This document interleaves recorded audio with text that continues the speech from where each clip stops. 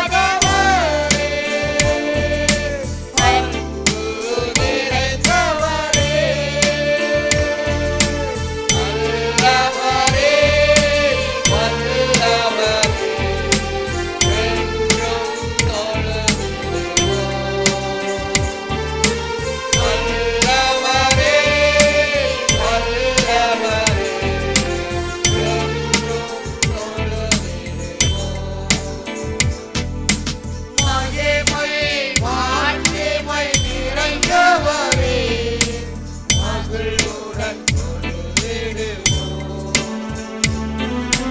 மகிமை மாட்சிமை நிறைந்தவரே, மகிழ்வுடன் பரிசுத்த தேவனும் இயேசுவை பணிந்து தொழுதிடுவோம். பரிசுத்த தேவனாம் இயேசுவை பணிந்து தொழுதிடுவோம். மகிமை மாட்சிமை நிறைந்தவரே, மகிழ்வுடன் தொழுதிடுவோம்.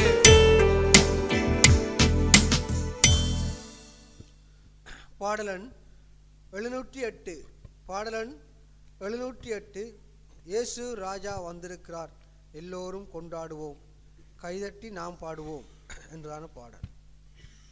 இயேசு ராஜா வந்திருக்கிறார், எல்லோரும் கொண்டாடுவோம், கைதட்டி நாம் பாடுவோம்.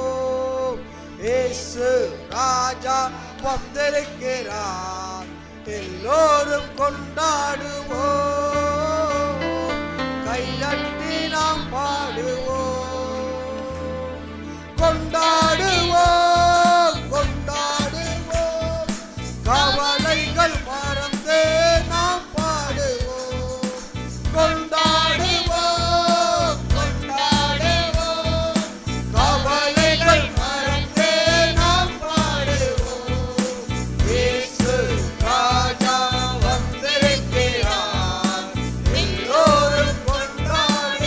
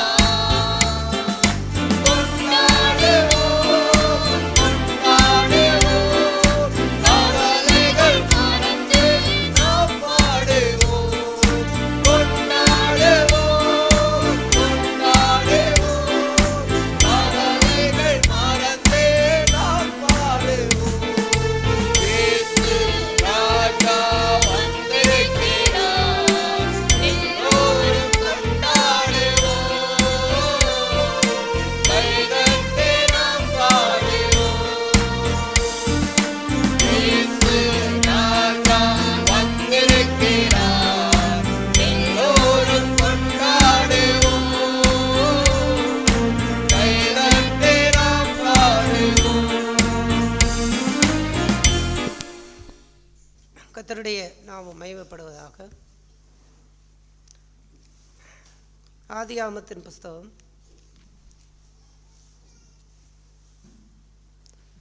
1 அதிகாரம் 3வது வசனத்தை வாசிப்போம். தேவன் வெளிச்சம் உண்டாகக்கடவது என்றார். வெளிச்சம் உண்டாயிற்று.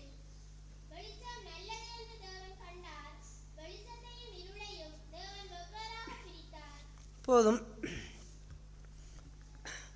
படைப்பினுடைய முதலாவது நாளிலே தேவன் செய்த முதலாவது காரியம், பூமி ஒழுங்கின்மையும் வறுமையுமாக இருக்கும் பொழுது ஆண்டவர் முதலாவது அதை சீர்படுத்தும்படிக்கு, ஒழுங்கமைக்கும்படிக்கு அவருடைய முதலாவது காரியம் வெளிச்சத்தை அவர் கட்டளையிட்டார்.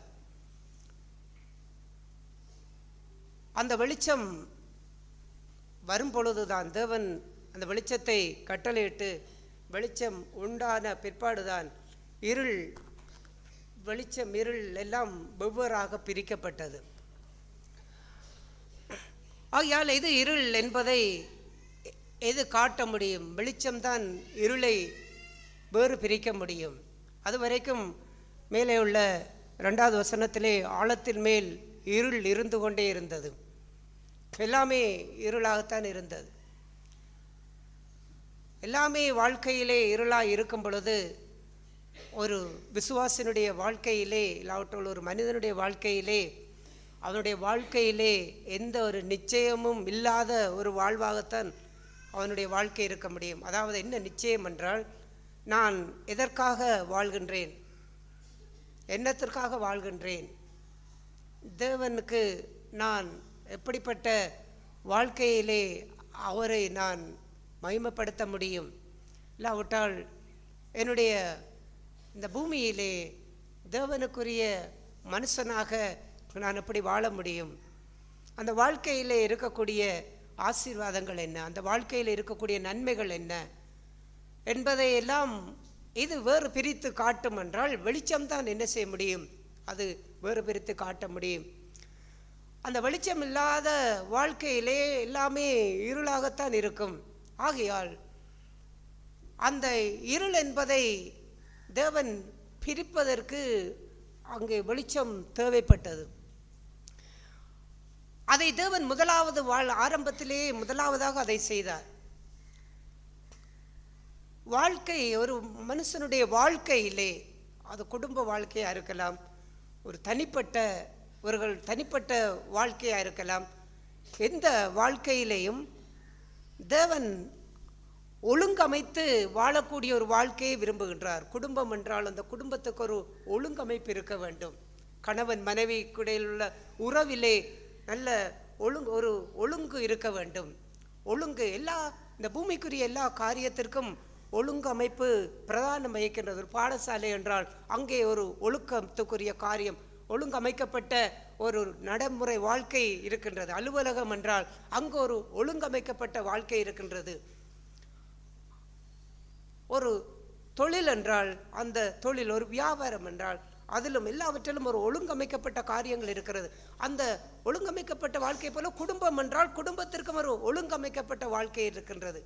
தனிப்பட்ட வாழ்க்கை என்றால் அதற்கு ஒரு ஒழுங்கமைக்கப்பட்ட வாழ்க்கை இருக்கிறது. இந்த ஒழுங்கமைக்கப்பட்ட வாழ்க்கை ஒழுங்கின்மையாக போகும் பொழுது அந்த இடத்திலெல்லாம் எப்படிப்பட்ட ஒரு சூழல் உருவாகின்றது? பாடசாலையிலே ஒழுங்கமைக்கப்பட்ட காரியத்திற்கு அது சீர்குலையும் பொழுது அவருடைய கல்வி பாதிக்கப்படுகிறது. தொழிலே கிரகமான காரியம் இல்லை என்றால் அவருடைய வருமானம் பாதிக்கப்படுகின்றது.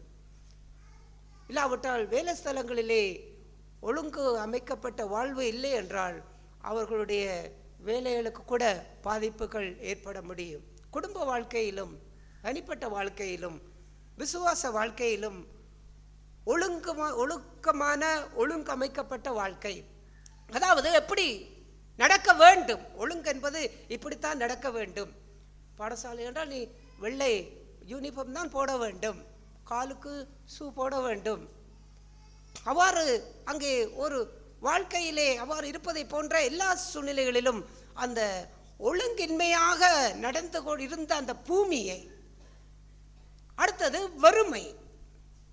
எந்த வாழ்க்கையிலும் வெறுமை இருக்கக்கூடாது. அங்கு ஒன்று நிறைந்திருக்க வேண்டும். குடும்பம் என்றால் அங்கு அன்பு நிறைந்திருக்க வேண்டும், ஒற்றுமை நிறைந்திருக்க வேண்டும். அங்கு ஒரு நல்ல உறவு கட்டமைப்பு உள்ள வாழ்வு என்ன செய்திருக்க வேண்டும், அங்கு நிறைந்திருக்க வேண்டும். எல்லா வாழ்க்கையிலும் ஒன்று நிறைந்திருக்க வேண்டும். பாடசாலை என்றால் அங்கு கல்வி அறிவு நிறைந்திருக்க வேண்டும். அது இல்லை என்றால் அந்த பாடசாலையில் பிரயோசனம் இல்லை. எல்லா சூழ்நிலைகள் எல்லா வாழ்க்கையிலும் ஒன்று நிறைந்திருக்க வேண்டும். வெறுமை இருக்கக்கூடாது. வெறுமை இருந்தால் அப்படிப்பட்ட வாழ்விலே எந்த பலனும் இல்லை, எந்த பிரயோஜனமும் இல்லை. ஆகையால் நாம் வாழ்கின்ற இந்த வாழ்க்கை பலனுள்ளதாக இருக்க வேண்டும், பிரயோஜனம் உள்ளதாக இருக்க வேண்டும். அப்படிப்பட்ட ஒரு பலனுள்ளதும் பிரயோஜனம் உள்ளதுமா இருக்க வேண்டுமாக இருந்தால் அந்த வாழ்க்கை ஒழுங்கமைக்கப்பட்ட ஒரு வாழ்க்கையா இருக்க வேண்டும். அதாவது எப்படி வாழ வேண்டும், எப்படி இருக்க வேண்டும், எப்படி குடும்பத்தை நடத்த வேண்டும், எப்படி என்னுடைய ஆவிக்குரிய வாழ்க்கையை நான் பாதுகாத்து கொள்ள வேண்டும், எனக்கு உண்டான காரியங்களிலே நான் எவ்வாறு செயல்பட வேண்டும், எவ்வாறு நடந்து கொள்ள வேண்டும், பிள்ளைகளை எவ்வாறு அங்கே வளர்க்க வேண்டும், எல்லாம் கணவன் மனைவி உறவிலே எவ்வாறு அங்கே அந்த கட்டமைப்பை பாதுகாத்து கொண்டிருக்க வேண்டும். ஒரு விசுவாசியாக எப்படி அவன் வாழ வேண்டும், ஒரு ஆவிக்குரியவனாக எப்படி வாழ வேண்டும், தேவனுக்குரிய மனுஷன் தேவனுக்குரியவனாக எப்படி வாழ வேண்டும், ஒரு தேவ பக்தியுள்ள குடும்பமாய் எப்படி வாழ வேண்டும் என்கின்ற வாழ்க்கைக்கு தேவையான அந்த ஒழுங்கமைக்கப்பட்ட அந்த வாழ்க்கையை கொடுப்பதுதான் வெளிச்சம். அது இல்லாமல் தான் பூமி ஒழுங்கின்மையும் வறுமையுமா இருந்தது, இருளை நிறைந்திருந்தது, ஆழத்தின் மேல் இருள் நிறைந்திருந்தது. ஆகையால் தேவன் அவ்வாறான காரியங்களை என்ன செய்கின்றார், அவர் ஒழுங்குபடுத்துகின்றார். ஒழுங்கின்மையாக இருந்த பூமியெல்லாம் அவர் ஒழுங்குபடுத்துகின்றார். சமுத்திரத்தை எங்கு இருக்க வேண்டுமோ அந்த இடத்திலே சமுத்திரத்தை வைக்கின்றார்.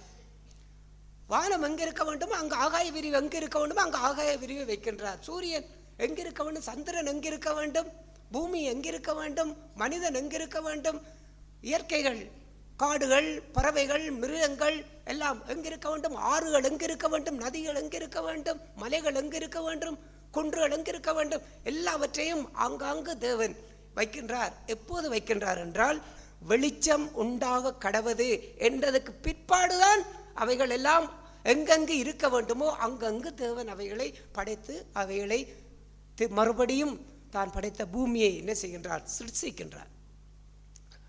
ஆகையால் அவ்வாறான காரியங்களுக்கு முன்பாக தேவன் அந்த வெளிச்சம் உண்டாக கடவது என்ற அந்த வார்த்தைக்கு பின்பாக ஒழுங்கமைக்கப்பட்ட ஒரு வாழ்வு வந்து எல்லாவற்றையும் படைத்த பிற்பாடு மனிதனையும் படைத்து தேவன் என்ன செய்கின்றார், ஓய்ந்திருந்தார். அதையெல்லாம் பார்த்து நல்லதென்று பார்த்தார், நல்லதென்று கண்டார், மகிழ்ச்சி கொண்டார். இப்படிப்பட்ட ஒரு வாழ்க்கையெல்லாம் வெளிச்சம் உண்டாக கடவது என்ற அந்த வார்த்தைக்கு பின்புதான் நடக்கின்றது. இங்கேதான் எங்கேயுமே தேவன் வறுமையை பார்க்கவில்லை. சமுத்திரம் என்றால் அங்கு தண்ணீர் நிறைந்திருந்தது, காடுகள் என்றால் அங்கு மரங்கள் நிறைந்திருந்தது, ஆகாயம் என்றால் அங்கு நட்சத்திரங்கள் சந்திரன் சூரியன்கள் நிறைந்திருந்தது. எல்லாமே அங்கே வறுமை இல்லாத ஒரு வாழ்விலே தேவன் எல்லாவற்றையும் அங்கு நிறைத்து நிறைத்து நிறைத்து கொண்டிருந்தார். அது எல்லாம் வெளிச்சத்தினுடைய மேன்மை. ஆகையால் வாழ்க்கையிலே வெளிச்சம், அதாவது தேவனுடைய வெளிச்சம் நம்முடைய வாழ்க்கையிலே உதிக்க வேண்டும். அந்த வெளிச்சத்தை தேவன் ஒவ்வொருடைய வாழ்க்கையிலும் கட்டளையிட வேண்டும். வெளிச்சம் உண்டாகட்டும். வெளிச்சம் உண்டாகினால்தான் வாழ்க்கை எப்படி ஒழுங்கமைக்கப்பட்ட ஒரு வாழ்க்கையாக நாங்கள் தேவனுக்குள்ளே வாழ வேண்டும், ஒரு ஆவிக்குரிய வாழ்க்கையை எப்படி வாழ வேண்டும், அடுத்தது அந்த வாழ்க்கையிலே எங்கெங்கே என்ன இருக்க வேண்டும். குடும்பம் என்றால் அன்பு இருக்க வேண்டும், ஒற்றுமை இருக்க வேண்டும், புரிந்துணர்வு இருக்க வேண்டும், இணங்கி போகின்ற வாழ்வு இருக்க வேண்டும். ஆங்காங்கு அதாவது இருக்க வேண்டுமாக இருந்தால் வெளிச்சம் வேண்டும். வெளிச்சம் இல்லை என்றால் அங்கு முரட்டாட்டம் இருக்கும், அங்கு பிரிவினை இருக்கும், அங்கு சமாதானம் இருக்காது, சந்தோஷம் இருக்காது, நிம்மதி இருக்காது, விரக்தியுள்ள வாழ்வு இருக்கும். அந்த விரக்தியுள்ள வாழ்வினாலே தான் அநேக குடும்பங்களிலே கணவனோ மனைவியோ என்ன செய்கின்றார்கள்? தற்கொலை பண்ணுகின்றார்கள். பிள்ளைகள் தற்கொலை பண்ணுகின்றார்கள். ஏன்? அங்கு என்ன இல்லை? இருக்க வேண்டிய இடத்திலே தேவையானது இல்லை. அதை யார் கொண்டு வந்து வைக்க முடியும்? அதை தேவன் செய்ய வேண்டும். அவ்வாறு தேவன் அதை செய்ய வேண்டுமாக இருந்தால் நம்முடைய வாழ்க்கையிலே அந்த வெளிச்சத்தை தேவன் முதலாவது எங்களுக்கு கட்டளையிட வேண்டும். அந்த வெளிச்சத்தை நாங்கள் பெற்றுக்கொள்ள வேண்டும். ஏனென்றால் எங்களுக்குள்ளே அநேக இருள்கள் இருக்கின்றது, அது எங்களுக்கு தெரியாது. எவ்வளவு இருள் எங்களுக்குள் இருக்கின்றது என்பது நமக்கு தெரியாது. ஆழத்தின் மேல் இருள் இருந்தது என்பதை போல எங்களுக்குள்ளே எத்தனையோ இருள் இருக்கின்றது. இப்போதும் எத்தனையோ இருள் இருக்க முடியும், எனக்குள்ளும் எத்தனையோ இருள் இருக்க முடியும். ஆனால் நமக்குள்ளே இருள் இருக்கின்றது. ஒரு அன்பிலே இருள் இருக்கின்றது, ஒரு மன்னிக்கிற சுவாபத்திலே இன்னும் இருள் இருக்கின்றது, ஒரு இரக்கம் செய்கின்ற வாழ்க்கையிலே இன்னும் இருள் இருக்கின்றது. இல்லாவிட்டால் நன்மை செய்கின்ற வாழ்க்கையிலே இன்னும் இருள் இருக்கின்றது. விசுவாசிகளுக்குள்ளே ஐக்கியத்திலே இன்னும் இருள் இருக்கின்றது. என்னுடைய தனிப்பட்ட பாவத்தை ஜெயிக்கின்ற வாழ்க்கையிலே இன்னும் இருள் இருக்கின்றது. நம்முடைய பலவீனங்களை குறித்த காரியங்களிலே இன்னும் இருள் இருக்கின்றது. அந்த இருளை எப்படி நான் கண்டுகொள்ள முடியும்? வெளிச்சம் இல்லை என்றால் நான் என்னை குறித்து என்ன எண்ணிக்கொண்டிருப்பேன்? நான் தேவனுக்கு முன்பாக நான் ஒரு நீதிமானாக வாழ்ந்து கொண்டிருக்கின்றேன், நான் ஒரு நல்ல விசுவாசியாய் வாழ்ந்து கொண்டிருக்கின்றேன், ஒரு நல்ல சபைக்குரியவராய் வாழ்ந்து கொண்டிருக்கின்றேன், நான் எனக்கு தெரிந்த அளவுக்கு நான் பாவம் செய்யாமல் நான் பரிசுத்தமாய் வாழ்ந்து கொண்டிருக்கின்றேன் என்கின்ற அந்த வாழ்க்கையிலே ஒரு திருப்தியும், அந்த வாழ்க்கையிலே நாம் மற்றவர்களோடு நம்மை ஒப்பிட்டு பார்த்து நாம் மெச்சிக்கொள்ளக்கூடிய காரியங்களும் இவ்வாறெல்லாம் அங்கே அது உருவாக முடியும். ஆகையால் எனக்குள்ளே இருள் இருக்கின்றது. அந்த இருளை நான் எப்படி கண்டுகொள்ள முடியும்? தேவனுடைய வெளிச்சம் நமக்கு உதிக்கும் பொழுதுதான் அந்த இருள் பிரிக்கப்பட முடியும். அப்போதுதான் இருளை பிரித்து காட்டுவார் தேவன். இது உன்னுடைய இருள். பிரமாணம் என்பதற்கும் வெளிச்சம் என்பதற்கும் வித்தியாசம் இருக்கின்றது. பிரமாணம் என்பது கொலை செய்யாதே, களவு செய்யாதே, விபச்சாரம் செய்யாதே, பொய் சொல்லாதே, உன் தாய் தகப்பனை கனம் பண்ணு, தேவனுடைய நாமத்தை பரிசுத்த குலைச்சல் ஆக்காதே. எத்தனையோ பிரமாணங்கள் இருக்கின்றது. பிரமாணங்களை கைக்கொள்ளுவதற்கு வெளிச்சம் தேவையில்லை. மோசேயாலே நடத்தப்பட்ட ஜனங்கள் பிரமாணங்கள் கொடுக்கப்பட்டது. அந்த பிரமாணங்களை கைக்கொள்வதற்கு வெளிச்சம் அவளுக்கு தேவையில்லை. ஏனென்றால் அந்த பிரமாணம் அவளுக்கு வெளிப்படையாகவே இருந்தது, கற்பலைகளிலே இருந்தது, அவருடைய கண்கள் பார்க்கக்கூடியதாகவே இருந்தது. ஆனால் ஆண்டவராய் இயேசு அதை புதிய ஏற்பாட்டுக்கு வரும் பொழுது இயேசு அந்த கற்பனைகளில் எல்லாம் எதை வைத்தார் என்றால் வெளிச்சத்தை வைத்தார். வெளிச்சம் உண்டா கடவது என்பதை போல அவர் அந்த கற்பனைகளில் எல்லாம் வெளிச்சத்தை வைத்து என்ன செய்தார்? விபச்சாரம் செய்யாதிருப்பாயாக என்று பூர்வத்தாருக்கு உரைக்கப்பட்டது. நான் உனக்கு சொல்லுகின்றேன். இங்கே ஒரு வெளிச்சத்தை வைக்கின்றார். ஒரு ஸ்திரீ இச்சையோடு பார்க்கின்ற எவனும் தன் இருதயத்திலே அவளோடு விபச்சாரம் செய்தாயிற்று. இது வெளிச்சம், இது கற்பனை அல்ல. கற்பனை விபச்சாரம் செய்யாதே, அதான் கற்பனை. விபச்சாரம் சரீர பிரகாரமாக ஒருவன் அங்கே ஒரு உறவில் ஈடுபட்டது, அது விபச்சாரம். ஆனால் இப்போது ஆண்டவருடைய விபச்சாரம் என்ன? உன் கண்கள் பார்க்கும் பொழுது ஒரு தகாத சிந்தைகளோடு, ஒரு தகாத எண்ணத்தோடு உன்னுடைய பார்வைகள் ஒரு இச்சைக்குரிய ஒரு பார்வையாக இருக்கும் போதே இப்பொழுது பிரமாணம் என்ன செய்யப்பட்டு விட்டது? மீறப்பட்டு விட்டது. ஆகையால் நீ இப்போது விபச்சாரம் செய்யவில்லை, ஆனால் என்ன செய்கின்றாய்? வெளிச்சம். நீ விபச்சாரம் செய்கின்றாய், அது வெளிச்சம். கொலை, ஒருவனை குத்தி கொலை செய்தாலாம் கொலை. ஆண்டவர் சொன்னார், இருதயத்திலே நீ பகைத்தால் அது கொலை, இது வெளிச்சம். ஒவ்வொரு கற்பனைகளிலும் இயேசு வெளிச்சத்தை வைத்தார். தீமைக்கு தீமையோடு எதிர்த்து நிற்காதே, பல்லுக்கு பல், கண்ணுக்கு கண் என்று சொல்லப்பட்டிருக்கிறது. பழிவாங்குகிற ஒரு காரியத்தை குறித்து சொல்லப்பட்டிருக்கிறது. ஒருவன் தீமை செய்தால் நீயும் பதிலுக்கு அவனுக்கு அதை தீமையை செய் என்று சொல்லப்பட்டிருக்கிறது. நான் உனக்கு சொல்லுகின்றேன், தீமையோடு எதிர்த்து நிற்காதே. இது வெளிச்சம். நீ தீமை செய்யாதே என்பதல்ல, அந்த தீமையை கூட நீ எதிர்த்து நிற்காதே. அந்த வெளிச்சம் வரும் பொழுதுதான் இருள் என்ன செய்யப்பட முடியும்? பிரிக்கப்பட முடியும். ஆகையால் கற்பனைகள் வேறு, வெளிச்சம் வேறு. கற்பனைகளை கை கொண்டு வாழலாம்.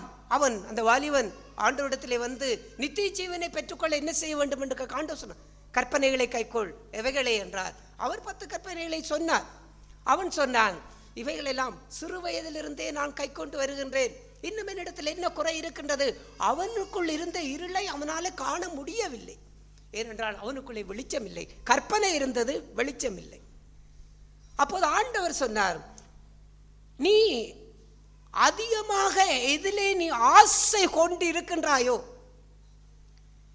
நீ தேவனை காட்டிலும் அதிகமாக எதை நேசிக்கிறாயோ, அது உன்னுடைய ஐஸ்வர்யம் என்று சொன்னதெல்லாம் வெறும் பணத்தை, அங்கே பணத்தை மட்டும் சொல்லவில்லை. ஐஸ்வர்யம் என்றால் இந்த உலகத்திலே ஒரு மனுஷனுக்கு இருக்கக்கூடிய இச்சைகளாக இருக்கலாம், பண ஆசைகளாக இருக்கலாம், பொருளாசைகளாக இருக்கலாம், இல்லாவிட்டால் வேறு ஏதோ ஒரு பாவத்துக்குரிய காரியங்களாக இருக்கலாம். ஒரு மனுஷனுக்கு அதெல்லாம் நிறைந்திருந்தால் அது ஐஸ்வர்யவான் தான் அவன். ஏனென்றால் ஐஸ்வர்யம் உள்ளவன் என்ன செய்வான்? அவன் விரும்பினதெல்லாம் செய்வான், ஆசைப்பட்டதெல்லாம் நிறைவேற்றுவான். ஏனென்றால் அவனிடத்திலே ஐஸ்வர்யம் இருக்கின்றது. அதே போல இப்படிப்பட்ட ஏதாவது பாவமான காரியங்களை ஐஸ்வர்யமாக தங்களுக்குள்ளே வைத்திருப்பவர்கள் வேண்டும் போதெல்லாம் அதை செய்வார்கள், விரும்பும் பொழுதெல்லாம் அதை செய்வார்கள். அவ்வாறு தேவனை நேசிப்பதை காட்டிலும் உன்னுடைய வாழ்க்கையிலே நீ அதிகமாக நேசித்து கொண்டிருக்கின்ற காரியத்தை விட்டுவிடு என்று தேவன் ஒரு வெளிச்சத்தை அவனுக்கு கொடுத்தார். அப்பொழுதுதான் அவனுடைய இருளை கர்த்தர் பிரித்து காட்டினார். இன்னும் என்னிடத்தில் என்ன குறை என்று அவன் தைரியமாக வந்தான். ஆண்டவரை விட்டு போகும்போது துக்கத்தோடு போனான் என்று பார்க்கின்றோம். சந்தோஷத்தோடு வந்தவன் துக்கத்தோடு போனான். ஏன்? ஆண்டவருடைய வெளிச்சம் அவனுக்கு வெளிப்பட்டது. ஆனால் அவன் கற்பனைகளுக்கெல்லாம் கீழ்ப்படிந்தான், வெளிச்சத்துக்கு அவனாலே கீழ்ப்படிய முடியவில்லை. அது அவனுக்கு கஷ்டமாக இருந்தது. இன்றைக்கு சிலுவையை பற்றிய உபதேசம் ஏன் அநேகருக்கு கஷ்டமாக இருக்கின்றது? இந்த சுயத்தை வெறுப்பது, இருதயத்திலே பாவத்தை வெளியேற்றுவது, சிந்தையிலே தூய்மையாக வாழ வேண்டும் என்றிருப்பது, தேவனுக்கு முன்பாக சுத்த மனசாட்சியோடு வாழ வேண்டும் என்றிருப்பது, இதெல்லாம் ஏன் கஷ்டமாக இருக்கின்றது? ஏனென்றால் வெளிச்சம் அங்கு உதிக்கும் பொழுது இருளை தேவன் காட்டுகின்றார். ஆனால் நாங்கள் கற்பனைகளை கை கொள்ளுவோம். வெளிப்படையாக நாங்கள் சபைக்குரிய விசுவாசிகள் என்றால் வெளிப்படையாக நாங்கள் ரட்சிப்புக்குரிய காரியங்கள் எல்லாம் நாங்கள் எப்படி இருக்க வேண்டும் அதையெல்லாம் நாங்கள் செய்வோம். ஆனால் ஆண்டவர் தேவன் முதலாவது வெளிச்சம் உண்டாகட்டும் என்று சொன்னதை போன்ற அந்த வாழ்க்கை இல்லை என்று சொன்னால் எந்த வாழ்க்கையும் நிறைவாக மாற முடியாது. எந்த வாழ்க்கையும் ஒழுங்கமைக்கப்பட்ட ஒரு வாழ்க்கையாக நாங்கள் வாழ முடியாது. ஏனென்றால் நம்முடைய வாழ்க்கையிலே எல்லா குடும்பத்திலே குழப்பங்களுக்கும், நம்முடைய தனிப்பட்ட ஆவிக்குரிய வாழ்க்கையிலே நமக்கு ஏற்படக்கூடிய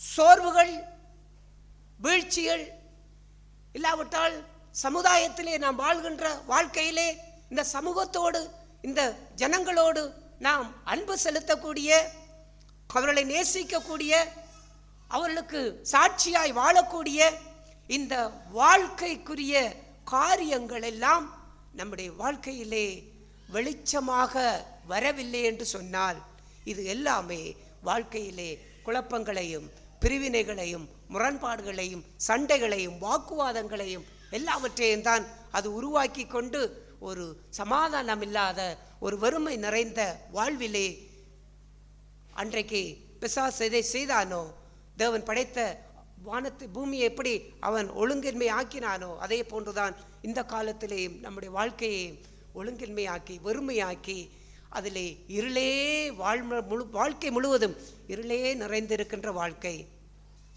இந்த வாழ்க்கையை குறித்து தான் யோவான் எழுதின சுவிசேஷத்திலே நாம் பார்க்கின்றோம். முதலாம் அதிகாரம் 10வது வசனத்தை வாசிப்போம். 9வது வசனம். உலகத்திலே வந்து எந்த மனுஷனையும் பிரகாசிப்பிக்கிற ஒளியே அந்த மெய்யான ஒளி. அவர் எந்த மனுஷனையும் பிரகாசிப்பிக்க வேண்டும். ஏனென்றால் எல்லா மனுஷருக்குள்ளும் இருள் இருக்கின்றது. ஒரு மனைவியாயிருந்தால், ஒரு கணவனாயிருந்தால், ஒரு பெற்றோராயிருந்தால், ஒரு விசுவாசியாயிருந்தால், ஒரு பிள்ளைகளாயிருந்தால் நாம் பிரகாசிப்பிக்க பண்ணப்பட வேண்டும் தேவனால். நாம் பண்ணப்பட்டால் தான் மனைவியை எப்படி நான் அன்பு கூர்ந்து வாழ முடியும். மனைவி புருஷரே உங்கள் மனைவிகளில் அன்பு கூறுங்கள் ஒரு வார்த்தை.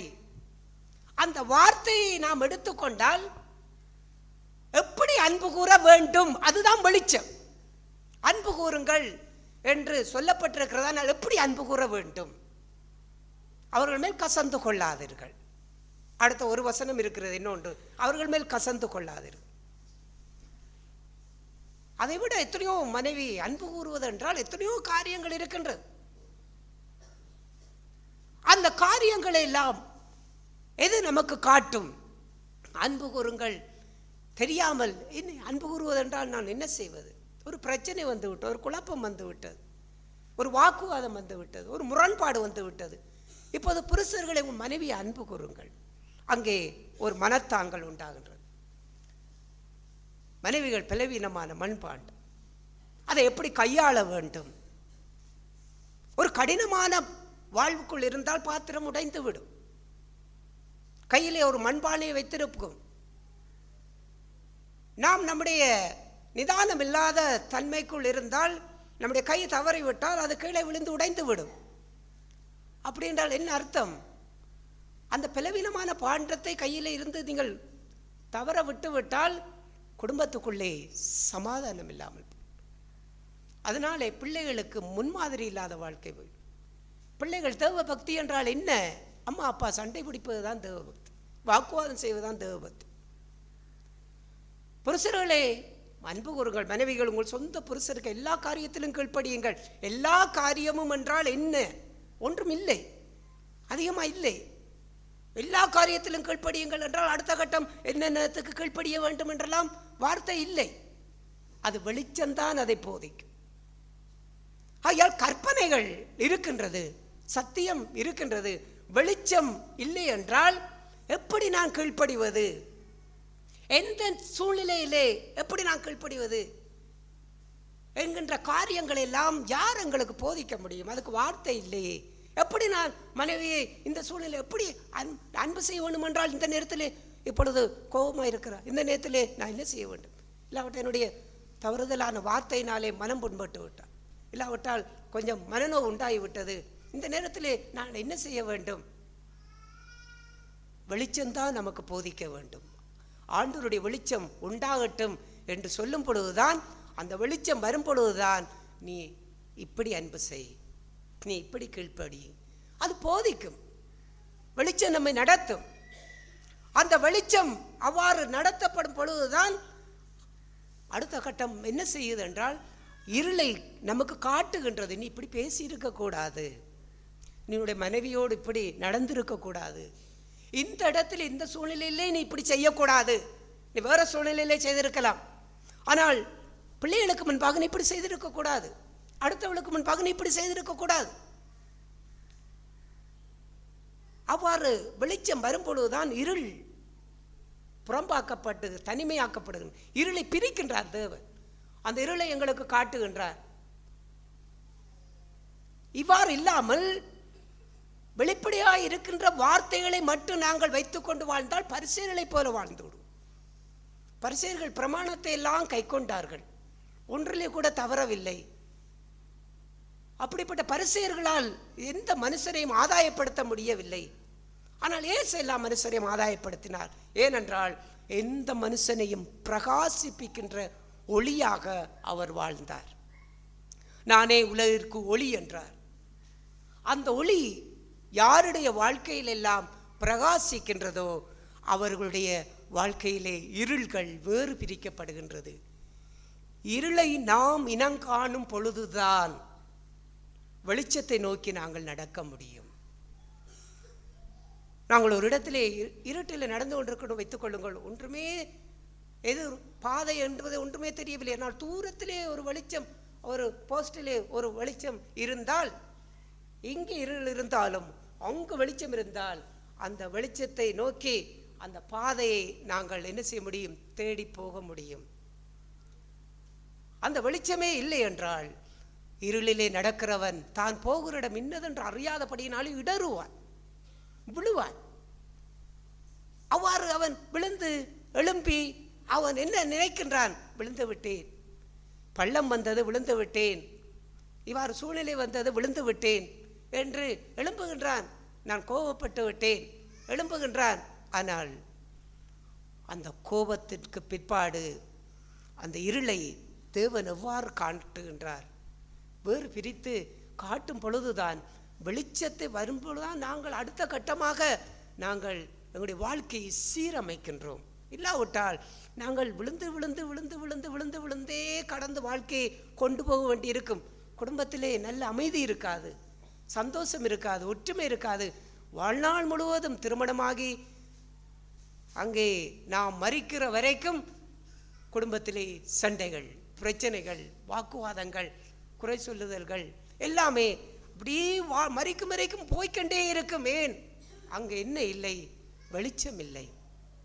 வெளிச்சம் வாழ்க்கையை ஒழுங்கமைக்கின்றது, எப்படி வாழ வேண்டும்.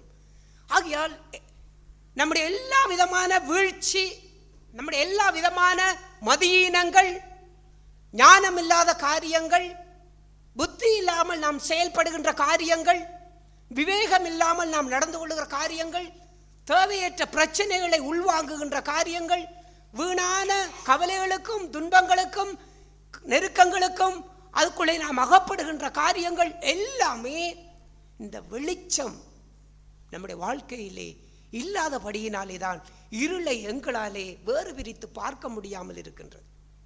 வெளிச்சம் இல்லாதவன் அவனுடைய கண்களுக்கு பார்ப்பதெல்லாம் அவன் எப்படி நினைப்பான்? வெளிச்சமாகத்தான் நினைப்பான். தனக்கு தான் செய்வதெல்லாம் சரி என்றுதான் நினைப்பான், தான் நினைப்பதெல்லாம் சரி என்றுதான் நினைப்பான். ஏனென்றால் அவன் இருளிலே வாழுகின்றான். ஆகையாலே தான் இயேசு கிறிஸ்துவை குறித்ததான காரியத்தில் இவ்வாறு பார்க்கின்றோம். கற்பனை தேவனுக்கு கீழ்ப்படிந்து பாவம் செய்யாமல் வாழ வேண்டும் என்கின்ற ஒரு வாழ்க்கையை போதிக்கின்றது. ஆனால் வெளிச்சம் எதை போதிக்கின்றது தெரியுமா? எபேசியருக்கு எழுதின நிருபம் 5ஆம் அதிகாரம், எபேசியருக்கு எழுதின நிருபம் 5ஆம் அதிகாரம் 8வது வசனத்தை வாசிப்போம். முற்காலத்தில் நீங்கள் அந்தகாரமாய் இருந்தீர்கள், இப்பொழுதோ கர்த்தருக்குள் வெளிச்சமாய் இருக்கிறீர்கள். வெளிச்சத்தின் பிள்ளைகளாய் நடந்து கொள்ளுங்கள். அவ்வாறு நாம் ஒரு காலத்திலே அந்தகாரத்திலே வாழ்ந்தோம். ஆகையால் நாம் எவ்வளவு பாவங்களை செய்தாலும் அதை குறித்து உணர்வில்லாதவளாக இருந்தோம். நாம் எவ்வளவு காரியங்களிலே மீறுதல்களுக்குள்ளே நடந்தாலும் அதை குறித்து நாம் கவலையற்றவர்களாய் வாழ்ந்தோம். வாழ்க்கையிலே எப்படி வாழ வேண்டும், கிறிஸ்தவ வாழ்க்கை என்றால் எப்படி வாழ வேண்டும் என்கின்ற ஒரு ஒழுங்கமைக்கப்பட்ட ஒரு வாழ்வை கற்றுக்கொள்ளாமல் வாழ்ந்தோம். ஆகையால் நாம் எப்படியும் வாழலாம், எப்படியும் இருக்கலாம், இருந்து கொண்டு நாம் கடவுளையும் தேடலாம் என்கின்ற கோணத்திலே வாழ்ந்து கொண்டிருந்தோம். அது அந்தகாரம்.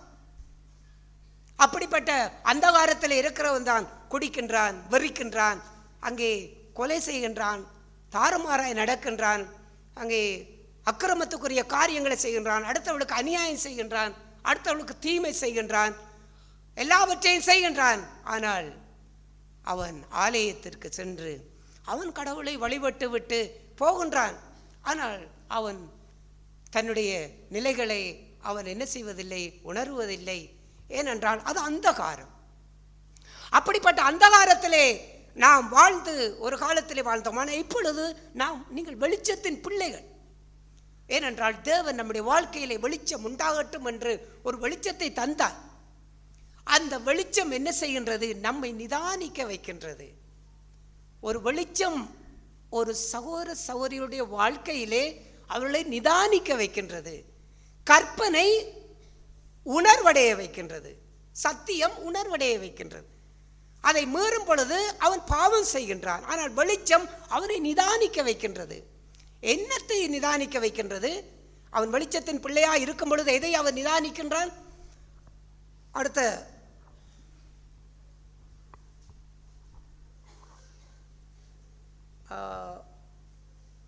11வது வசனத்தை 10வது வசனத்தை வாசிப்போம். கர்த்தருக்கு பிரியமானது இன்னதென்று நீங்கள் சோதித்து பாருங்கள். கனியற்ற அந்தகார கிரியைகளுக்கு உடன்படாமல் அவைகளை கடிந்து கொள்ளுங்கள். போதும். ஒரு வெளிச்சத்தை பெற்ற மனுஷன் அவன் நிதானித்து வாழக்கூடிய ஒரு வாழ்க்கையை கற்றுக்கொள்ளுகின்றான். என்ன நிதானம் என்றால், இது கர்த்தருக்கு பிரியமா? பாவம் கற்பனையை மீறும் பொழுது இது கர்த்தருக்கு விரோதமான பாவம்.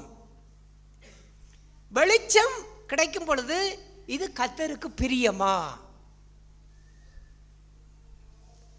பாவத்திற்கும் பிரியத்திற்கும் வித்தியாசம் இருக்கின்றது.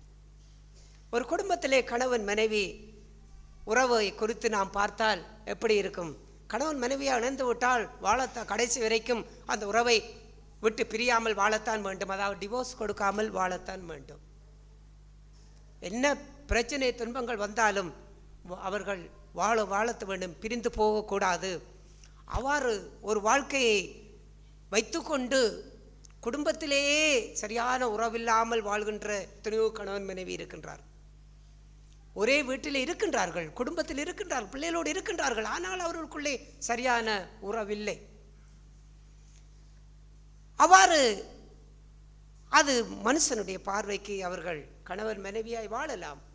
ஆனால் அவ்வாறு இருப்பவர்கள் ஒருபோதும் தன்னுடைய கணவனுக்கு எது விருப்பம், தன்னுடைய மனைவிக்கு எது விருப்பம், அவருக்கு அப்படிப்பட்ட உணவு விருப்பம்,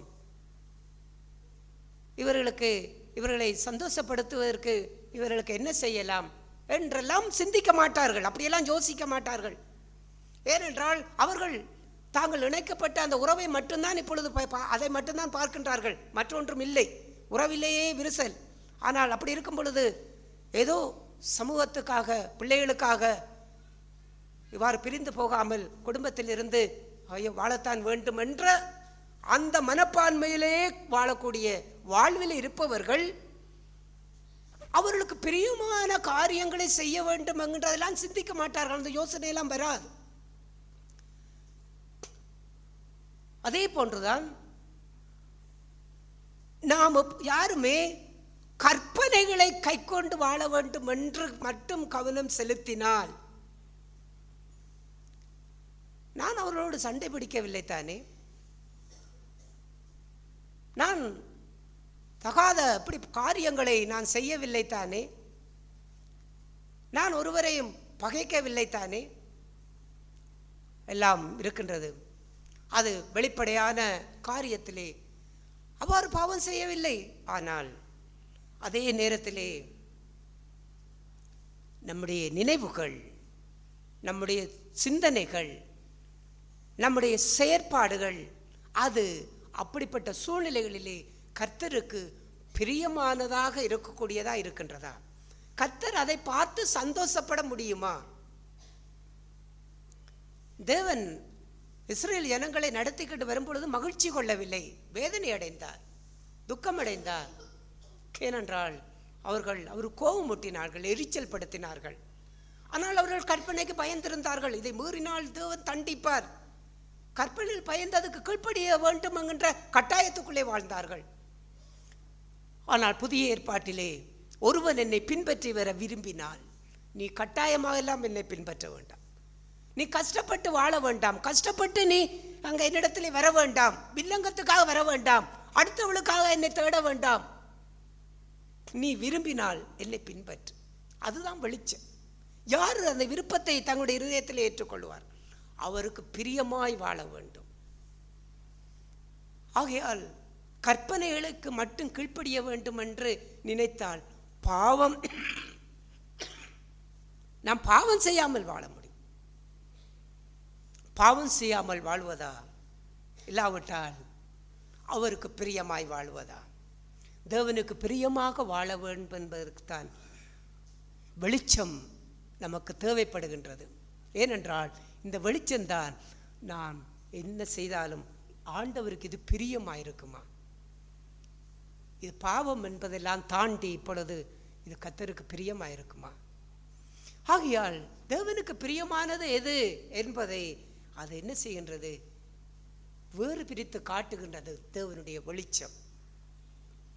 இந்த வெளிச்சம் நமக்கு இல்லாமல் போகிற வாழ்க்கையில், இந்த வெளிச்சத்தை நம்முடைய வாழ்க்கையில் அந்த தேவையை நாம் உணராமல் வாழ்கின்ற படியினாலே தான் சில காரியங்களை நாம் என்ன செய்கின்றோம்?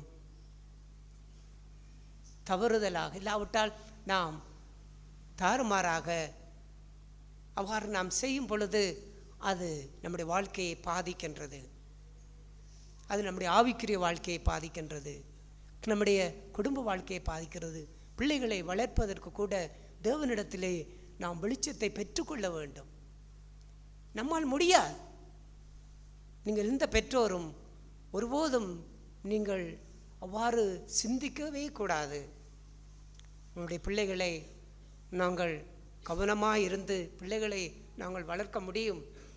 எங்களிடத்திலே நல்ல ஞானம் இருக்கின்றது, எங்களிடத்திலே நல்ல ஆலோசனை இருக்கிறது, எங்களிடத்திலே நல்ல அனுபவம் இருக்கின்றது, எங்களிடத்திலே நல்ல பக்குவம் இருக்கின்றது. தேவனுடைய வார்த்தைகளை நாங்கள் எப்படி வளர்க்க வேண்டும் என்றெல்லாம் அந்த வார்த்தைகள் எல்லாம் நாங்கள் பார்த்திருக்கின்றோம் என்று அவ்வாறு பிள்ளைகளை வளர்ப்பதற்குரிய காரியங்கள், வார்த்தைகள் அதிகம் இல்லை வேதத்திலே. தவறு செய்தால் பிரம்பை எடுத்து அடி என்று இருக்கின்றது, அடி என்று தான் இருக்கின்றது. தவறு செய்தால் பிரம்பை எடுத்து அடி, கற்பனை நிறைவேற்றுவதற்காக அடிக்கின்றோம். அடித்த பிற்பாடு நீ என்ன செய்ய வேண்டும்? அடிக்கும் பொழுது நீ எப்படிப்பட்ட ஒரு ஆவி உடையவனாய் இருக்க வேண்டும்? இதெல்லாம் வெளிச்சம்தான் போதிக்கும். நீ அடித்த பிற்பாடு உன் பிள்ளையினுடைய மனநிலைகளை சமாதானப்படுத்த வேண்டுமாக இருந்தால் அந்த பிள்ளையோடு நீ எப்படி நடந்து கொள்ள வேண்டும்? வெளிச்சம். இந்த வெளிச்சம் இல்லை என்றால் நாம் பிள்ளைகளை ஆதாயப்படுத்த முடியாது. அடி வாங்கின பிள்ளைகள் என்ன செய்வார்கள்? கோபமாக இருப்பார்கள். அடித்து விட்டு நாம் கற்பனை நிறைவேற்றி விட்டோம் என்று நாம் பிரம்பை வைத்து விட்டு நாம் போய்கொண்டிருக்க முடியும்.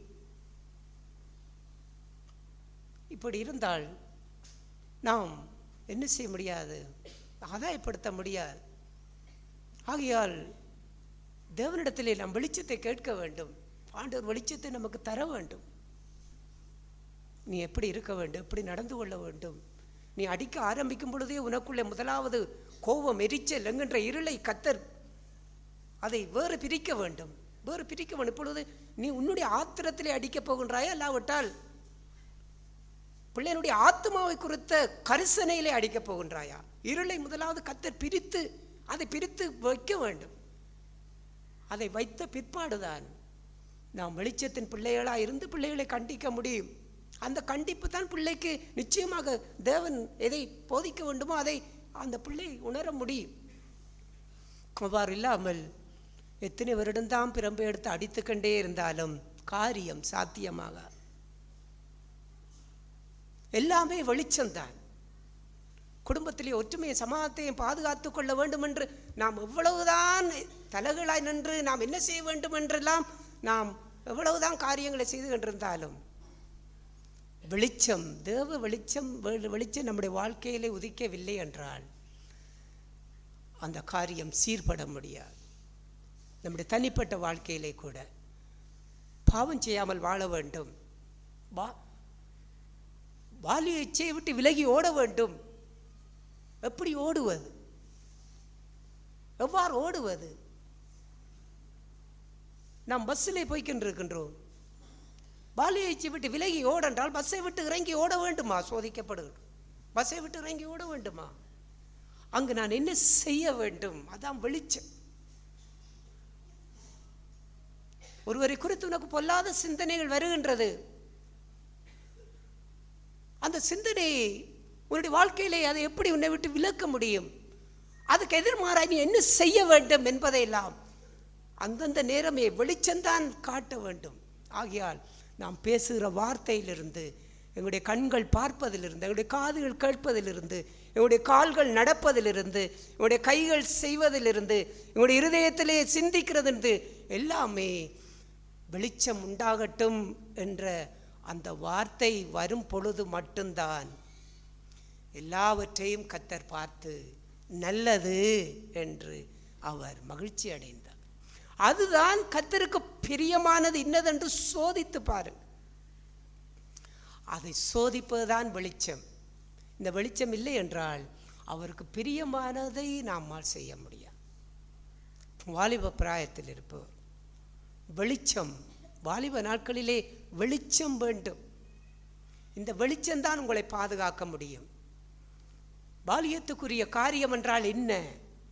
பாலியத்துக்குரிய காரியத்தை விட்டு எப்படி ஓட வேண்டும்? இந்த இடத்திலே எப்படி நான் நடக்க வேண்டும்? என்னுடைய கண்களை எப்படி வைத்திருக்க வேண்டும்? என்னுடைய சிந்தை எப்பொழுது வைத்திருக்கணும்? பாவம் செய்ய இப்பொழுது சோதிக்கப்படுகின்றேன், நான் இப்பொழுது என்ன செய்ய வேண்டும்? அந்த நேரமே கர்த்தருடைய வெளிச்சம் நமக்கு உதிக்க வேண்டும். அப்படி உதித்தால் அந்த தீமையிலிருந்து நாம் எப்படி தப்பிக்கொள்ள வேண்டும் என்பதை கர்த்தர் அந்த வெளிச்சத்துக்கூடாக போதிப்பார். அப்பொழுது அவருக்கு பிரியமானவர்களாக நாம் நடந்து கொள்ள முடியும். எல்லா வாழ்க்கையிலும், தொழில் செய்கின்ற இடங்களிலே இருக்கலாம், குடும்ப வாழ்க்கையில் இருக்கலாம், சபை வாழ்க்கையில் இருக்கலாம், எல்லா வாழ்க்கையிலும் கற்பனைக்கு நான் கைக்கொண்டேன் என்று வாழ்கிறது அல்ல, அது நம்முடைய உள்ளார்ந்த வாழ்க்கையை அது தூய்மையாக்கும், பரிசுத்தமாக்கி தேவனுக்கு முன்பாக பிரியமுள்ளவளாய் நிறுத்த முடியாது. ஆகையால் நாம் வெளிச்சத்தின் பிள்ளைகளாக தொடர்ச்சியாக வாழ வேண்டும். வெளிச்சத்தை நாங்கள் வாழ்க்கையிலே தேவனிடத்திலிருந்து கேட்க வேண்டும். ஆண்டவர் எல்லாவற்றுக்கும் வெளிச்சத்தை தாரும். ஆண்டவர் என்னுடைய குடும்பத்தை நடத்த எனக்கு வெளிச்சத்தை தார், என்னுடைய மனைவியை அன்பு செய்ய எனக்கு வெளிச்சத்தை தார், கணவனுக்கு கீழ்ப்படிய காரியத்தை வெளிச்சத்தை தார், பிள்ளைகளை வளர்க்கிற காரியத்தில் வெளிச்சத்தை தாரும், விசுவாசிகளை அன்பு செய்கின்ற ஐக்கியத்தை பாதுகாத்து கொள்ளக்கூடிய காரியத்தை வெளிச்சத்தை தாரும். இந்த சமூகத்திலே வாழ்கின்ற வாழ்க்கையிலே ஒரு ஆவிக்குரிய மனுஷனாக வெளிச்சத்தின் பிள்ளையாய் நான் எவ்வாறு நடந்து கொள்ள வேண்டும் என்கின்ற என்னுடைய சொற்கள், சிந்தனைகள் எல்லாவற்றிலும் எனக்கு வெளிச்சத்தை தாரும். எல்லா காரியங்களிலும் அவருடைய வெளிச்சம் உண்டாகட்டும் என்று சொன்னால், அந்த வெளிச்சத்துக்கு பிற்பாடு அதனுடைய வாழ்க்கை எப்படி எப்படி இருக்க வேண்டுமோ, அந்தந்த வாழ்க்கையில் என்னென்ன இருக்க வேண்டுமோ எல்லாவற்றையும் ஒழுங்காகவும் வெறுமை இல்லாத நிரப்பி இருக்கக்கூடிய வாழ்க்கைக்குள்ளாகவும் கர்த்தர் என்ன செய்வார்? வாழ்க்கையை ஆசீர்வதிப்பார். அப்பொழுது குடும்பம் ஆசீர்வதிக்கப்படும், நம்முடைய தனிப்பட்ட வாழ்க்கையை ஆசீர்வதிக்கும், நம்முடைய ஆவிக்குரிய வாழ்க்கையை ஆசீர்வதிக்கும், சபை வாழ்க்கையை ஆசீர்வதிக்கப்படும். எல்லா வாழ்க்கைகளும் தேவனாலே ஆசீர்வதிக்கப்பட்டு ஒரு ஒழுக்கமுள்ள வாழ்வும் வெறுமை இல்லாத வாழ்வும் எப்போதும் நம் வாழ்க்கையிலே நிறைந்திருக்க முடியும், நம்முடைய ஆவியிலும் நிறைந்திருக்க முடியும். அந்த வெளிச்சத்தை தேவனிடத்திலிருந்து நாம் பெற்றுக்கொண்டு வெளிச்சத்திலே இருள்களை நாம் கண்டு அதை விலக்கி, அறியாத பாவங்கள், அறிந்த பாவங்கள் என்பது எல்லாம் கற்பனை, மரணத்துக்கு ஏதுவான பாவம் எல்லாம் கற்பனை, வெளிப்படையாக சொல்லப்பட்டிருக்கிற வார்த்தைகள். மரணத்துக்கு ஏதுவல்லாத பாவம் அது என்ன பாவம்?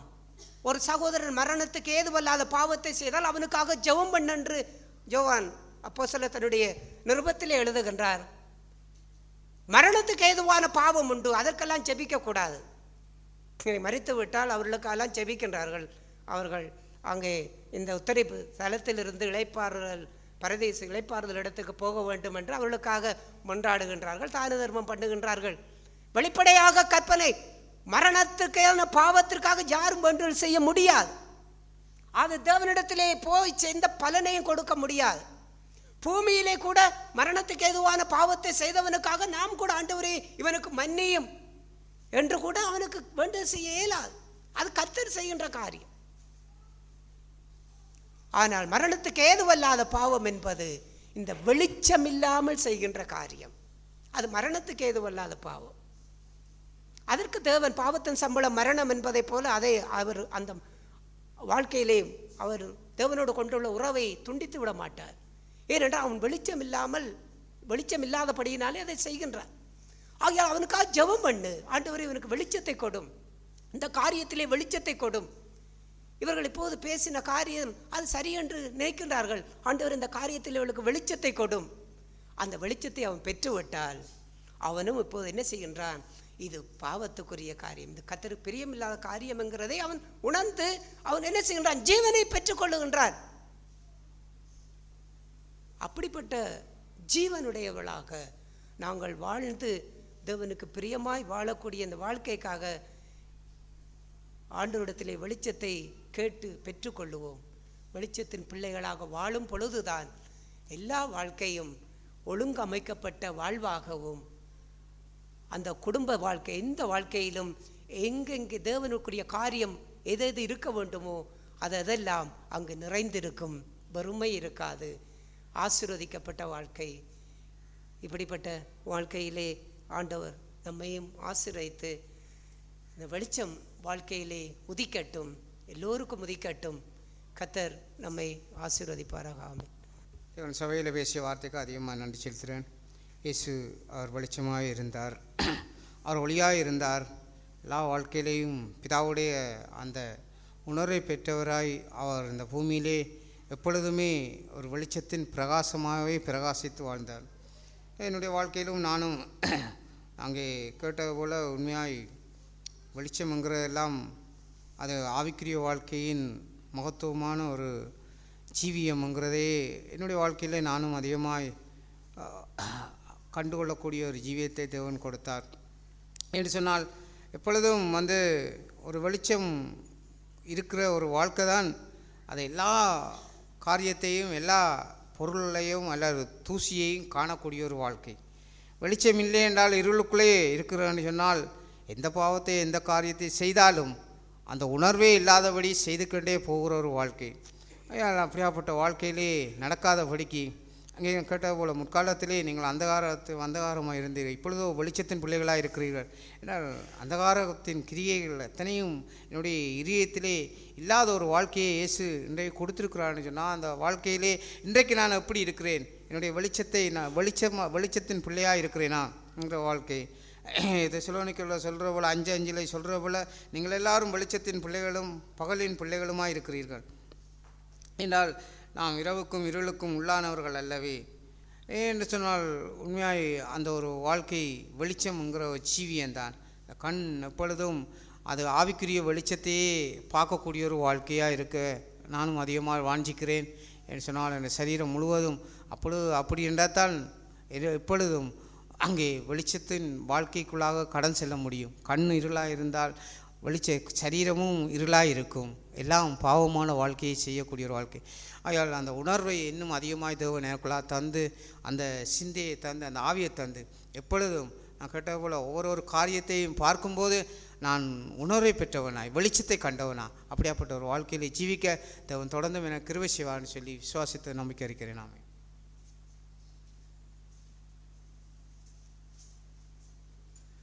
கர்த்தருக்கு ஸ்தோத்திரம். அங்கே கிறிஸ்தவ வாழ்க்கையினுடைய ஜீவியத்திலே வெளிச்சம் எவ்வளவு முக்கியத்துவம் என்பதை ஆவியானோட சபையிலே பேசினார். நானும் அதிகமாய் அதில் உணர்வடைந்தேன். அங்கே நியாயப்பிரமாணம் அங்கே அது ஒரு வெளியரங்கமான கிரிகை.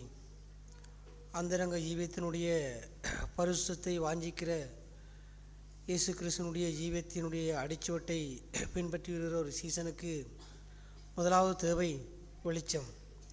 அதுதான் அங்கே ஆதியாகமத்திலே அங்கே தேவன் முதலாவது அவர் வெளிச்சத்தை அங்கே உண்டாக்கினார்.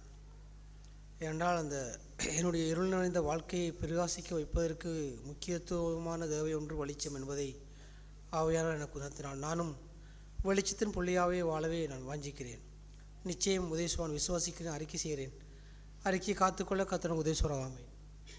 ஆவியானவர் இந்த காலவெளியில் பேசின வார்த்தைக்கு அதிகமாக நன்றி செலுத்துகிறேன். ஆவியானவர் இருளை குறித்தும் வெளிச்சத்தை குறித்தும் ஆவியானவர் சபையிலும் பேசினதுக்காக அதிகமாக நன்றி செலுத்துகிறேன். எப்போதும் என்னுடைய வாழ்க்கை தேவனுக்கு முன்பாய் வெளிச்சமாக இருக்கவே தேவன் விரும்புகிறார். என்னுடைய பூமியிலே இந்த வாழும் வாழ்க்கை முழுவதும் இருளடைந்த வாழ்க்கையாய் என் போய்விடுமானால் என்னுடைய சரீரம் முழுவதுமே அக்கினைக்குள்ளாக ஆக்கினைக்குள்ளாக போய்விடும் என்பதை குறித்து ஆவியானவர் பேசினார். எப்போதும் என்னுடைய வாழ்க்கை முழுவதும் தேவனுக்கு முன்பாய் வெளிச்சத்தை நோக்கி என்னுடைய இருளான காரியம் நான் பூமியிலே எந்த காரியத்தை நடப்பித்தாலும் எனக்குள்ளாய் இருள் தோன்றுகிற போதெல்லாம் உடனே அந்த காரியத்தை நான் வெளிச்சத்திற்குள்ளாய் கொண்டு வந்து எப்போதும் நான் என்னுடைய உண்மையுள்ள மகனாய் வெளிச்சத்தின் பாதையில் நடந்து அவருடைய சரியான ஒரு வழியிலே நான் என்னுடைய காரியங்களை சரி செய்து தேவனை எப்போதும் அவரை நான் சுதந்திரித்தவனாய் எப்போதும் அவருக்கு முன்பாய் உண்மை உள்ளவனாய் வாழவே தேவனை என்னை அழைத்திருக்கிறார். அந்த ஒரு வாழ்க்கைக்குள்ளே நான் கடந்து செல்ல விரும்புகிறேன். எந்த காரியமாக இருந்தாலும் என்னுடைய வாழ்க்கை எந்த பூமியிலும் எந்த சபையிலோ அல்லது குடும்பத்திலோ நான் எந்த காரியத்தை நடப்பித்தாலும் தேவனின் இருதயத்தை அறிந்திருக்கிறார். தேவனோடு நான் எப்போதும் அவருக்கு முன்பாய் நான் உண்மை உள்ளவனாய் நான் அவருக்கு உண்மை நேர்மையாக இருப்பேன். ஆனால் எந்த இருளான காரியமும் எனக்குள்ளாய் இருளான காரியம் எதுவுமே எனக்குள்ளாய் வெளிப்படாது. தேவனுக்கு முன்பாய் எப்போதுமே வெளிச்சத்தையே நான் நாடி எப்போதும் என்னுடைய காரியம் முழுவதும் தேவனுக்கு முன்பாய் உண்மையும் உத்தவமாக இருந்து அவருடைய பாதைகளை சரி செய்து சின்ன சின்ன காரியம் தேவன் தாமே நாட்களில் இங்கே இந்த பூமிக்கு இங்கே இயேசு கிறிஸ்து கொண்டு வந்தான அந்த வெளிச்சம் இங்கே இன்றைக்கு பூமியிலே காணப்பட்டான அந்த வறுமைகளை ஆதியிலே இங்கே தேவன் அதை இங்கே வெளிச்சத்தின் மூலம் அதை இல்லாத இங்கே ஒழித்தார். அதே போலவே இயேசு கிறிஸ்து இந்த பூமியிலே இங்கே வந்த பிற்பாடு இங்கே கற்பனைகளுக்கு மேலாக அவருடைய வெளிச்சத்தின் மூலம் இங்கே அவர்களை மாற்றி அமைத்தார். இங்கே எப்படி என்று சொன்னால் எங்கெங்கு வறுமை இருக்கிறதோ எங்கெங்கு இருள் இருக்கிறதோ அவைகளிலே இயேசு கிறிஸ்துவனுடைய வெளிச்சம் அது அங்கே உதித்தது. அந்த வாலிபனுடைய வாழ்க்கையிலே இங்கே அவனுக்குள்ளாக இருக்கக்கூடிய அந்த இருளை அந்த பிரமாணங்களை அவன் கை கொண்டிருந்தாலும் இயேசு கிறிஸ்து அவனுடைய இருளை இங்கே அவனுக்கு அந்த இடத்திலே அதை வெளியரங்கமாக இங்கே காட்டினார். அவருடைய வெளிச்சத்தின் மூலம் அவன் அந்த இருளை கண்டு அங்கே அவன் துக்கமாக இங்கே அந்த இடத்தை விட்டு அங்கே சென்றான். இன்றைக்கு என்னுடைய வாழ்க்கையில் இருக்கக்கூடியான இங்கே இருளான வாழ்க்கைகள் இங்கே என்னுடைய தனிப்பட்ட வாழ்க்கை என்னுடைய குடும்ப வாழ்க்கை எல்லாவற்றிலும் இருக்கக்கூடிய அந்த இருளான வாழ்க்கைகளை இன்றைக்கு இயேசு கிறிஸ்து இன்றைய நாட்களிலே இந்த வார்த்தையின் மூலம் வெளிச்சத்தை எனக்கு இங்கே காண்பித்தார். எனக்குள்ளாக இருக்கக்கூடிய அந்த இருளை நான் உணராதவனாய் இங்கே என்னை நானே பெருமையாக எண்ணிக்கொண்டு எனத்தில் குறையில்லை என்கிறதை நான் இங்கே அறியாதவனாய் நான் நிறைவுள்ளவன் என்பதை எனக்குள்ளாக எண்ணின ஒரு மனுஷனாய் இன்றைக்கு நான் வாழ்ந்த நாட்களிலே இந்த வேளையிலே தேவன் அதிகமாக எனக்குள்ளாக இருந்த குறைகளையும் இருளான வாழ்க்கைகளையும் இன்றைக்கு வெளியரங்கமாக நாட்களில் இங்கே காண்பித்தார். நான் கர்த்தரை ஸ்தோத்திரிக்கிறேன். இங்கே என்னை நானே பெருமையாக எண்ணுற ஒரு மனுஷனாக இந்த நாட்களிலே தேவன் எனக்குள்ளாகவும் அநேக இருள் இருக்கிறதை இந்த நாட்களிலே என்னை காண்பித்தார். நானும் உணர்வடைய வாஞ்சிக்கிறேன், மனம் திரும்ப வாஞ்சிக்கிறேன். இடத்தில் இருந்த குறைகளை நிறைவாக்க இயேசு கிறிஸ்துவனுடைய அந்த ஒளியை அந்த வெளிச்சமே எனக்குள்ளாக நிலைத்து நிற்க வேண்டும். அப்பொழுதே என்னுடைய இருள் நீங்கி நான் தேவனுக்கு முன்பாக ஒரு வெளிச்சமுள்ள வாழ்க்கையை வாழ முடியும் என்பதை நாட்களிலே தேவ சமூகத்தில் அறிக்கை செய்கிறேன். அந்த அறிக்கையை காத்துக்கொள்ள கர்த்தர் சொல்லுவோம். தேவனுக்கு ஸ்தோத்திரம். காலை வேளையிலே தேவன் பேசின வார்த்தை என்னை மிகவும் உற்சாகப்படுத்தியது. என்னுடைய வாழ்க்கை தேவன் இருளிலே இருந்தால் என்னுடைய வாழ்க்கையும் தேவன் என்னை கைதூக்கி எடுத்து தேவனுடைய ரட்சிப்புக்குள்ளாக என்னை நடத்தி இந்த ஒரு வெளிச்சமான பாதையிலே என்னை தேவன் நிறுத்தினார். ஆனாலும் நான் அந்த வெளிச்சத்தினுடைய பாதையிலே நடவாதபடிக்கு அந்த இருளான பாதையிலே நடக்கவே நான் கடந்த காலங்களிலே காணப்பட்டு தேவன் காலை வேளையிலே பேசும்பொழுது என்னுடைய இதயத்திலே நான் சிந்தித்தான காரியமெல்லாம் யாவும் சரியாகத்தானே நடக்கிறது என்பதை குறித்து யோசிக்கும் பொழுது நீதிமொழிகள் 16ஆம் அதிகாரம் 2ஆம் வசனத்திலே கூறப்பட்ட போல மனுஷனுடைய வழிகள் எல்லாம் அவன் பார்வைக்கு சுத்தமானவைகள், கர்த்தரோ ஆவிகளை நிறுத்து பார்க்கிறான் என்றான். அந்த வார்த்தை தான் என்னை சிந்திக்க வைத்தது. நான் எந்த ஆவியிலே நான் செயற்படுகிறேன், நான் காண்கிறான் அந்த ஆவிகளிலே வெளிச்சம் இருக்கின்றா இருளான காரியங்கள் இருக்கின்றா என்பதை காணப்பட்டது. ஆனால் முழுவதுமாகவே இருளான காரியங்கள் தான் காணப்பட்டது. எந்த காரியமாக இருந்தாலும் நான் அந்த காரியத்திலே வெளிச்சத்தை நோக்கியே ஓடவே விரும்புகிறேன். எப்பொழுதும் தேவனிடத்திலே அந்த வெளிச்சத்தை கேட்டு தேவனுடைய முழங்கால் படித்து அந்த வெளிச்சத்தை கேட்டு பெற்றுக்கொள்வனாகவே வருகின்ற நாட்களிலும் வாழ தேவனிடத்திலே விரும்புகிறேன். இனி வருகின்ற நாட்களிலும் நான் தேவனை பிரியப்படுத்தி தேவனிடத்திலே நான் அந்த உணர்வுள்ளவனாய் வாழவே விரும்புகிறேன்.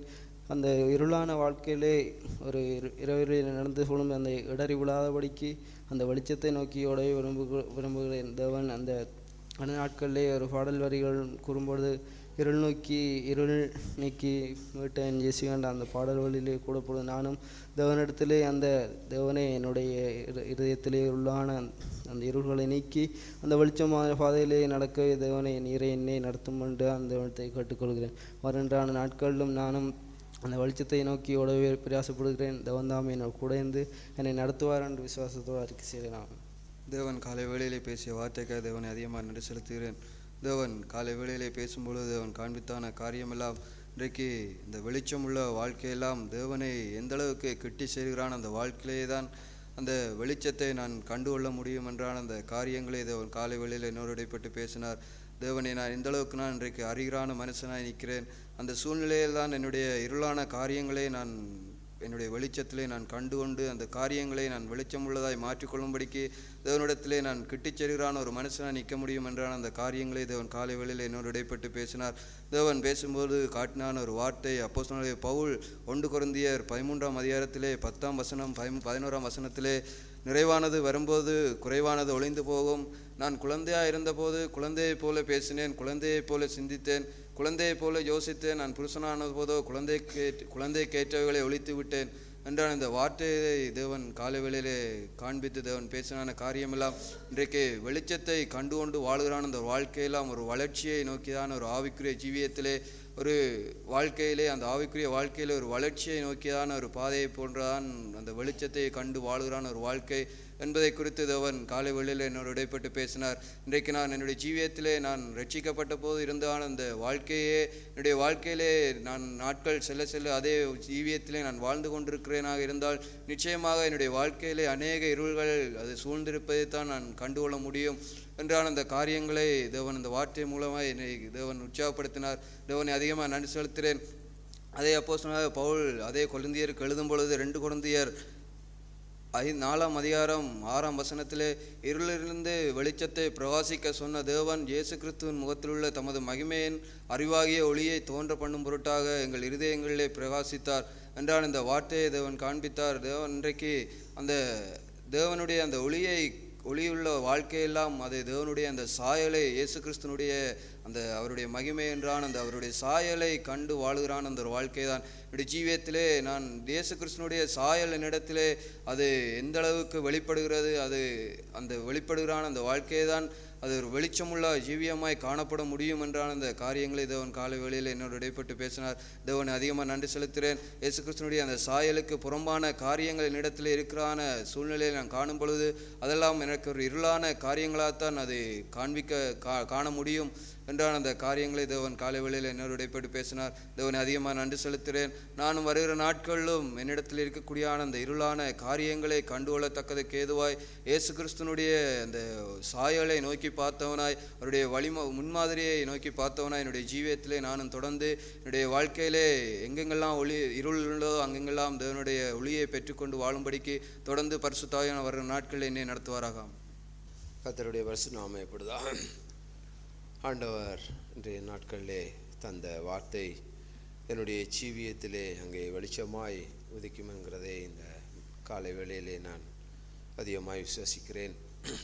அப்பேற்பட்ட ஒரு விசுவாசம் தொடர்ந்தும் என்னிடத்திலே நிலைக்கும்படிக்கு பரிசுத்த ஆவியானவர் என்னை நடத்துவார் என்று நான் விசுவாசிக்கின்றேன். ஆண்டவர் நான் இந்த பூமியிலே எதை நோக்கி சென்றாலும் அங்கே விரும்புகிறவனாலும் அல்ல, ஓடுகிறவனாலும் அல்ல, இறங்குகிற தேவனாலே ஆகும்ங்கிறதான அந்த காரியத்தை இந்த வேளையிலே நான் நினைவு கூறுகிறேன். அன்றைக்கு பவுலுடைய பயணத்திலே அவனுடைய கண்களிலாக்கப்பட்டு விழுந்து அங்கே பின்பதாக அங்கே நிரந்தரமான ஒரு வெளிச்சத்தை அங்கே தேவன் அந்த பவுலுக்கு கொடுத்திருந்தார். அதே போன்றும் என்னுடைய ஜீவியத்திலே அங்கே தேவன் அதிசயம் செய்வாருங்கிறதை இந்த காலை வேளையில் விசுவாசிக்கிறேன். தொடர்ந்து அப்பேற்பட்ட ஒரு வாஞ்சி எனக்குள்ளே நிலைத்திருக்க பரிசுத்த ஆவியானவர் எனக்கு உதவி செய்வாராக.